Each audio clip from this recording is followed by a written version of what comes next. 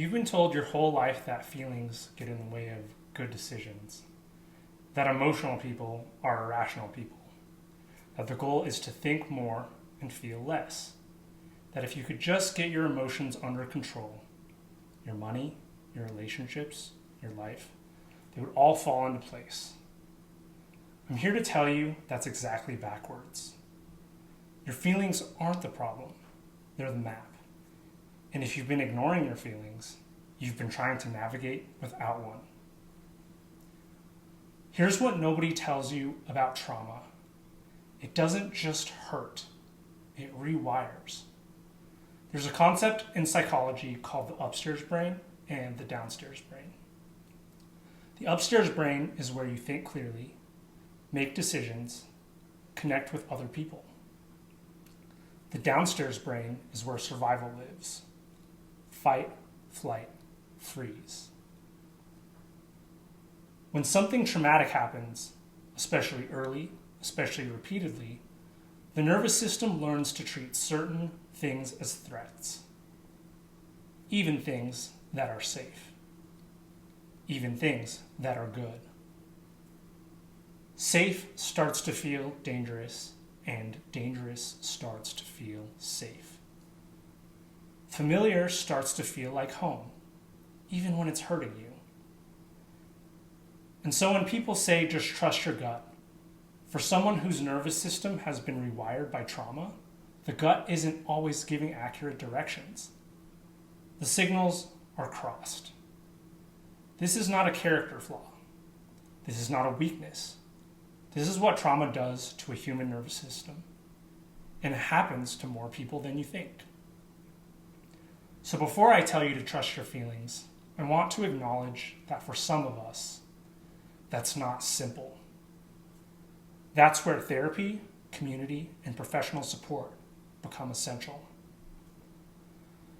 I'm not here to replace any of that. What I'm offering today is a practice for the moments when you're regulated enough to listen, and a reason to keep doing the work so those moments come more often.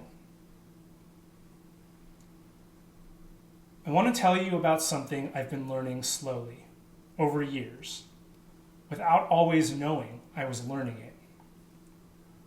I'm someone who cares deeply about the people in my life. I relish in mutual benefit. When someone I love wins, I want to be right there celebrating with them. That's not a performance. That's just who I am. But caring deeply can also mean staying in situations longer than you should, bargaining with people who don't have your best interest at heart, telling yourself that if you just showed up better, tried harder, communicated more, it would work out. I read something a few years ago that stopped me cold.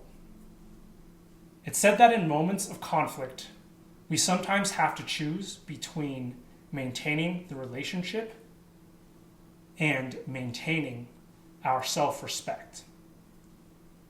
And sometimes the relationship has to take the damage so the self-respect can survive. The first time I had to make that call, it didn't feel powerful. It didn't feel like growth. It felt like grief. Real, heavy grief. Because I cared about the person. I would always rather work through things together than walk away. But underneath the sadness was something else. A quiet signal that had been there long before I was ready to hear it.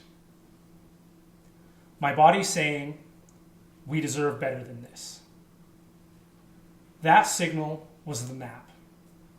It had been there the whole time. I just hadn't learned to trust it yet. And here's what I've noticed since then. Every time I listened, every time I honored that signal, even when it was inconvenient or painful, the next signal came a little clearer. The feedback loop started running in the right direction. Self-respect built trust in feelings.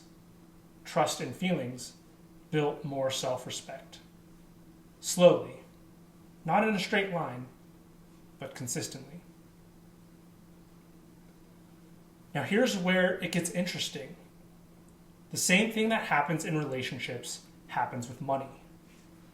We develop relationships with our financial patterns, with the spending that fills a void when we're lonely, with the avoidance that feels like protection when the numbers are scary, with the debt that accumulated during a season when we were just trying to survive.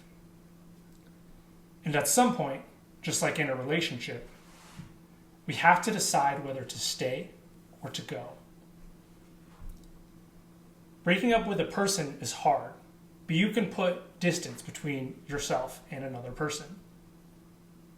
Breaking up with a part of yourself is a lot harder because you can't put distance between you and yourself.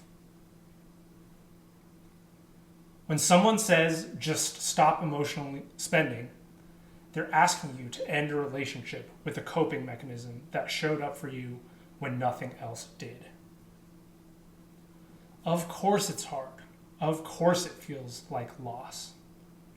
You're not weak for struggling with it. You're human, and you're grieving something real.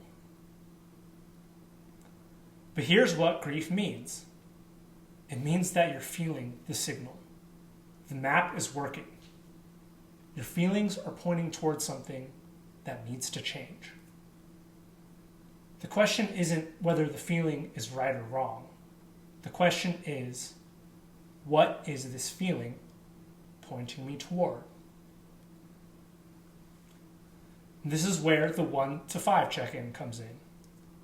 Before we ever look at a number, before we open the bank app, before we talk about debt, before we do anything, I ask one question. On a scale of 1 to 5, how do you feel right now? Not about your bank balance, not about your debt, just how do you feel? That number is a signpost. A 1 means your nervous system is in survival mode, and this probably isn't the moment for big financial decisions. A 4 or 5 means you have access to your upstairs brain and you're ready to look clearly. A 2 or 3, which is honestly where most of us live most of the time, means to proceed gently, with awareness, with self-compassion. Every time you ask that question and actually listen to the answer, you're building the muscle. You're practicing reading your own map. You're learning to trust yourself, one small signal at a time. And just like self-respect builds on itself, so does this. The more you listen, the clearer the signals get. The clearer the signals get, the more you trust them. The more you trust them, the less energy you waste ignoring them, or fighting them, or being ashamed of them.